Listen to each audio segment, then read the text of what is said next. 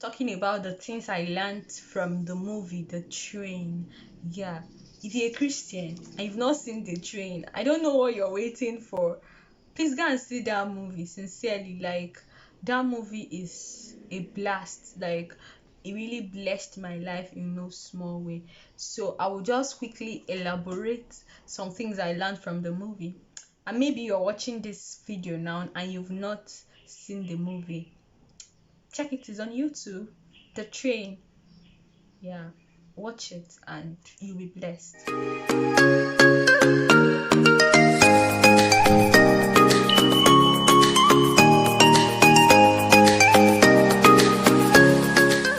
Hi guys, welcome back to my channel. It's your girl Olivia again. Thank you for joining me. Today. The first thing I'm talking about 10 things I learned from The Train. The first thing I learned, there are a lot of things I learned from this movie actually. I think number 8 is my favorite. Yeah. So, but let me just start right away. The first thing I learned from this movie is where you begin does not determine your end. I wrote it down so I would be looking at it and be talking about it. Where you begin does not determine where you end. The movie was actually talking about a boy or a young boy, Abayomi. He lost his mom at a very young age and they were taking him from house to house and all. And because he lost his mom and he didn't really have so much love growing up, he was just doing a whole lot of things. Like he was just misbehaving at that young age. So, but from that movie, if you could judge that child by how he's behaving at that very young age, you're actually going to miss it because this child has a very great destiny embedded in him. Then, the second one is once you yield to Jesus, things will not be the same. Yeah, it got to a time when Abayomi yielded to Jesus when he answered the altar call and he began his life journey. So things were no longer the same again. Like there was a whole lot of change in his life. There was a whole lot of things that God began to birth through his life. So I don't know, you're watching this and you're still living in some kind of life.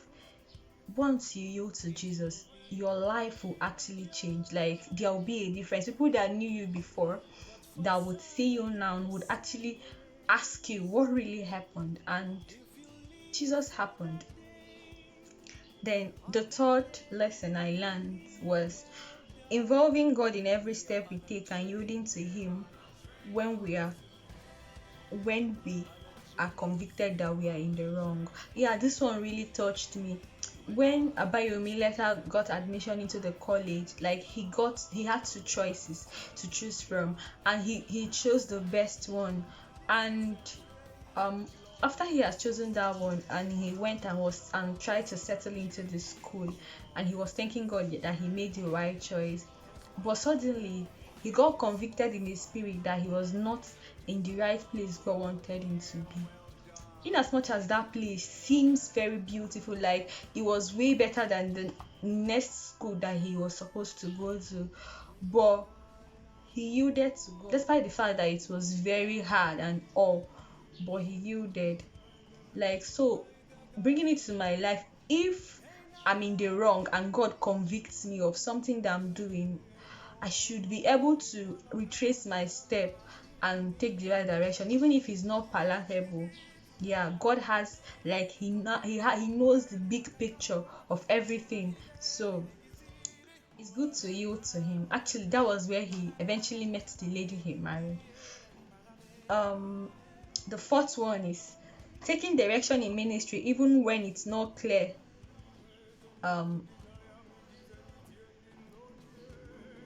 When God calls you into a ministry, it's good that you take the bold step, like take the first step even when it's not clear. Yeah, that's the fourth one.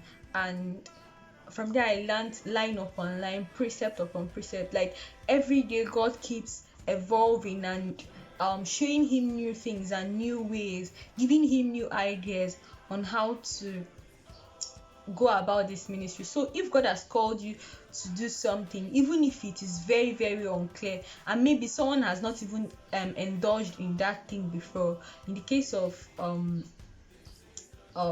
lead character, he he actually took that step. Nobody has ever ventured before, but he took that step. Like, he took the bold step and ventured into this ministry because he was certain that was God wanting to do. And as days unfold, he kept on growing into it, kept on leading to the Holy Spirit, and today that ministry has, like, is everywhere in the world.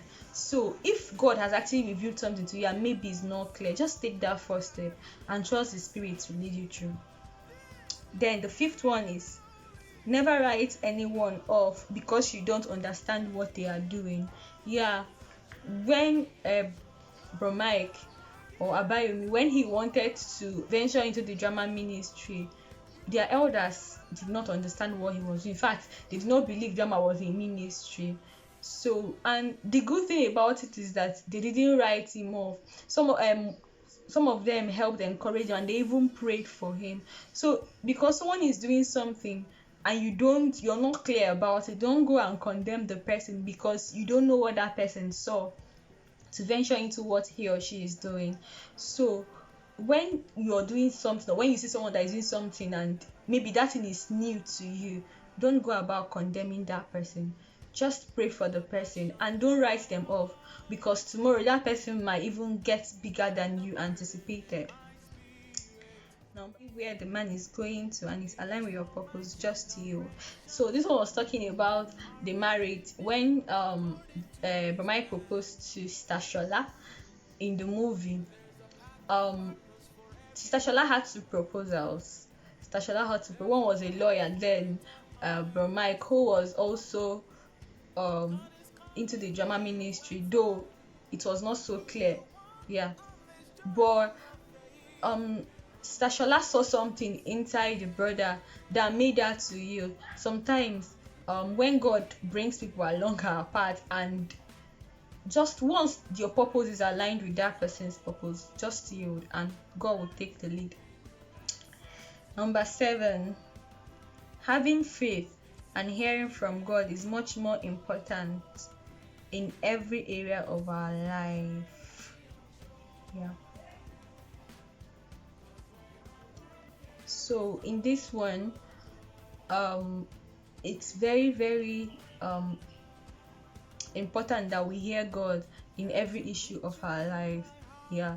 Sister Gloria or Sister Shola had God, like, even though when her mom was so concerned about that they would die of hunger, that the man does not have a job, he has quit his job, the lady know what she saw. She knew she heard God and she took that bold step. So once we hear God in something, just dive into it and it's going to be successful. Yeah, even though it may not be so pleasant from the beginning, but at the end it's going to be worthwhile. Yeah. Number 8, praying and taking action equates unimaginable results. Seeing a problem and finding a solution. So in this number 8, when Bro Mike saw how people were just so engrossed in the movie, like there was a movie that was trending then, and the movie was like, it was not a godly film, and he just saw it and he was like, how could people be so engrossed in it that he wants people to be engrossed in the things, like to channel people's attention to God instead. So he saw that as a problem and he actually started looking for a solution to it, which bettered the Mount Zion ministries, yeah, and their drama. So the truth is that praying and taking actions equate unimaginable results. Yeah, he prayed and God started giving him ideas, God started directing him, God opened his eyes to see a problem which he has a solution to, and aligning himself to the solution to that one made him very very successful. Yeah. Another one, the 9th one, prayer bets and sustains vision. Yeah, when God gives you vision, don't just fold your hands and wait for the vision to come down from heaven. Yeah, or you wait for God to come and execute the vision for you. No, sometimes you need, like all the time, you need to take action once you've prayed and God is taking you somewhere. You need to pray about, like even when you're not clear about what you're supposed to do, keep praying about it. God is actually going to birth something in you. And then prayer also sustains the vision. In the case of Bro Mike, anytime they go for the ministration or the stage plays, they always pray. And even when that pastor wanted to cut their time and everything, because of the prayer and intercession that was going on, they they they were able to, like God was able to touch the heart of that man, and he allowed them to complete that stage play. And after that, the man even blessed them and told them that their name will be heard throughout the world. If not that they've prayed, maybe they would have just used that 30 minutes and nothing would have, like they wouldn't have made much impact like they did. Yeah. Then the last one, children copy what they see. Children copy what they see. Yeah.